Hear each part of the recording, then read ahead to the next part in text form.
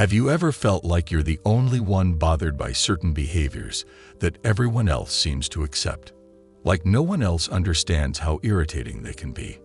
Well, if you're a true Sigma, chances are you have experienced this frustration more times than you can count.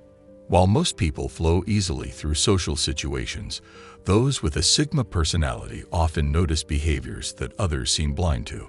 Behaviors that go from a little irritating to downright maddening.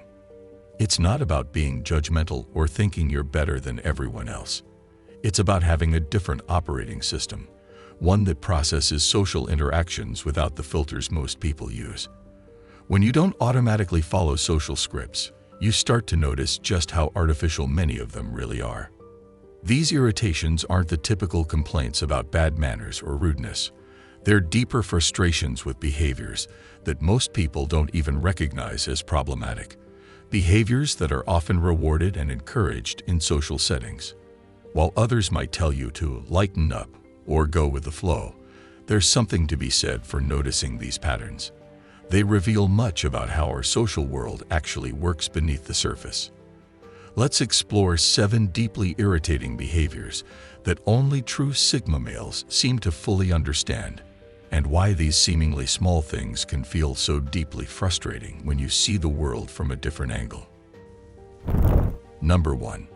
Feeling fake when you're forced to act normal. There's a special kind of exhaustion that comes from pretending to be someone you're not. Not for a few minutes, but for hours, days, sometimes entire relationships. For Sigma males, this happens every time they conform to what others consider normal social behavior. The expected enthusiasm at social gatherings. The small talk about topics nobody actually cares about.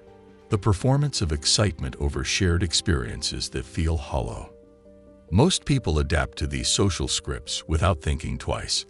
They learn the rules early, when to laugh, how to fill silence, which emotions to display and which to hide. It's second nature to them. They don't even recognize it as performance anymore. But Sigma personalities never fully download this social operating system. Each interaction requires conscious effort to translate their natural responses into socially acceptable ones. It's like speaking a foreign language.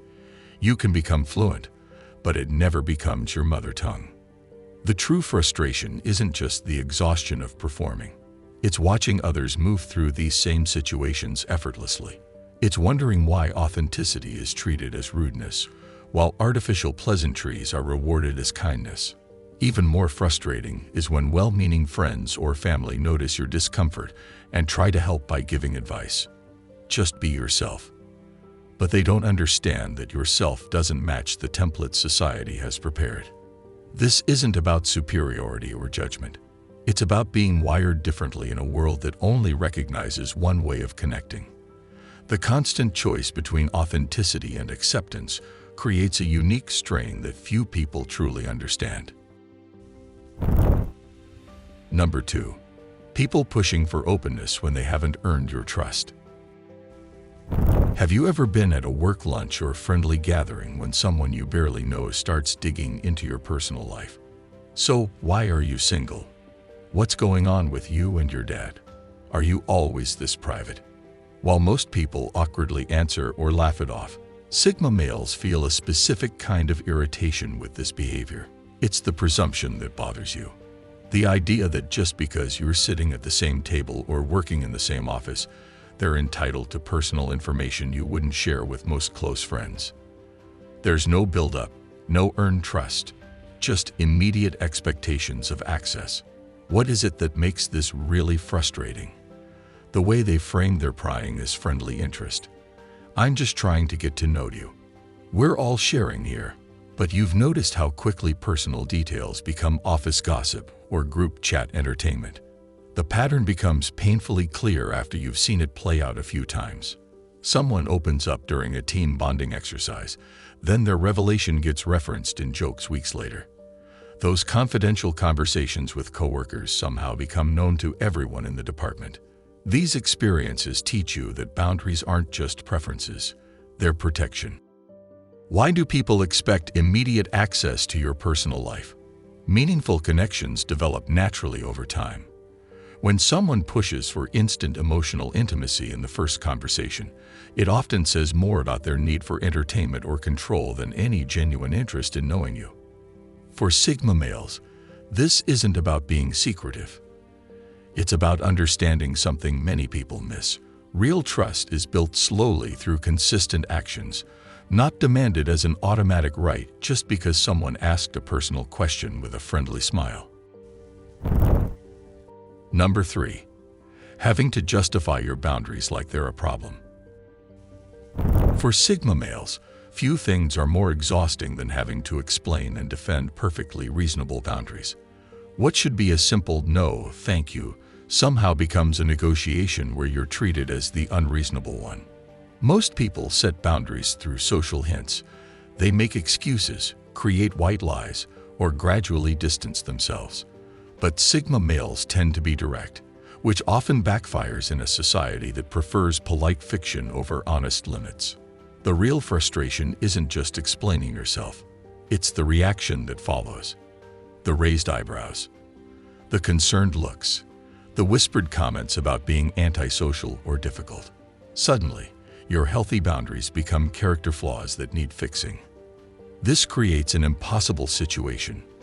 Either you defend your boundaries and face social penalties, or you abandon them and sacrifice your mental well-being.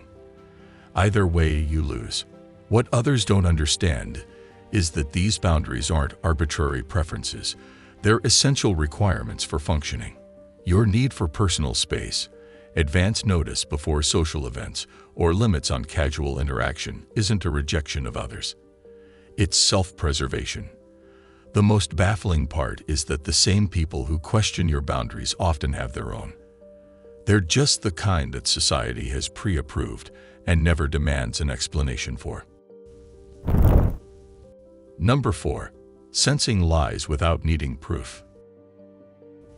The moment someone is lying to you, something shifts. Maybe it's the slight change in their voice, the unnecessary details they suddenly include, the way their story doesn't quite line up with what they said before. For Sigma males, these inconsistencies light up like warning signals. The problem isn't spotting the lies. It's what to do with this awareness when you can't quite explain how you know. Most people need concrete evidence before they'll acknowledge deception. They want text messages, witnesses, or confessions. But this instinctive lie detection doesn't work that way. It's a feeling, deeply reliable, but impossible to package as proof for others. This creates a frustrating dilemma. Do you act on what you know to be true without the evidence others demand? Or do you ignore your internal warning system to avoid being called paranoid or untrusting? Even more difficult is watching others fall for obvious deception. The friend being manipulated by a partner's transparent lies, the colleague buying into a manager's false promises, the family member trusting someone clearly taking advantage of them. What makes this ability both a strength and a burden is how it isolates you. While everyone else is accepting the surface story, you're seeing beneath it, standing alone with an awareness you can't always share. This isn't about being cynical or looking for deception. It's about having a built-in detector that you didn't ask for, but can't turn off, even when it would be more comfortable not to know. Number 5. Being praised publicly for something you did privately. There's a strange discomfort that comes when someone shines a spotlight on your accomplishments in front of a crowd. Something you did quietly, efficiently, without fanfare suddenly becomes the center of attention. Let's give John a round of applause for making it happen. And immediately, your stomach tightens. For most people, public recognition feels like a reward. For Sigma males, it often feels like punishment. This isn't about modesty or shyness. It's about the fundamental disconnect between how you approach your work and how others choose to acknowledge it. You did the task because it needed doing, or because you found value in it, not for the social currency of recognition. The praise itself isn't the problem. It's the public performance that comes with it. The expectation to look pleased, grateful, and appropriately humble all at once. The sudden attention from people who wouldn't otherwise notice your existence. The way your private satisfaction with a job well done transforms into a social spectacle. What makes this especially jarring is how it turns something authentic into something performative. What was once about the work itself becomes about how others perceive the work, and by extension, how they perceive you.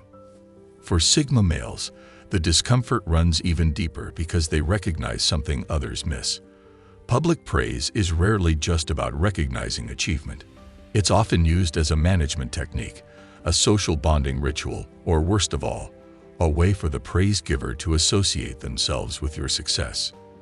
The next time you see someone looking uncomfortable while being praised publicly, consider that their discomfort might not be modesty. It might be integrity. Number 6. Cringing at exaggerated emotions, even if they're real. That subtle flinch when someone's reaction suddenly goes from calm to theatrical. That secondhand discomfort when someone cries over a minor workplace setback. Or when frustration turns into full-blown outrage over something small, like a wrong order at a restaurant. For Sigma males, moments like these trigger a very specific kind of discomfort. And no, it's not a lack of empathy. It's a reaction to emotional intensity that feels disproportionate to the situation. But what happens when those feelings are actually genuine? What do you do when someone truly feels crushed about not getting that promotion? Or when they really are over the moon about their favorite team winning? What if their anger about the wrong food order isn't fake? It's just intense. That's where the internal conflict begins. You understand that the emotion is real to them, but doesn't it still feel like too much? Isn't there a part of you quietly wondering, does this really need to be such a big deal? This isn't about judging anyone.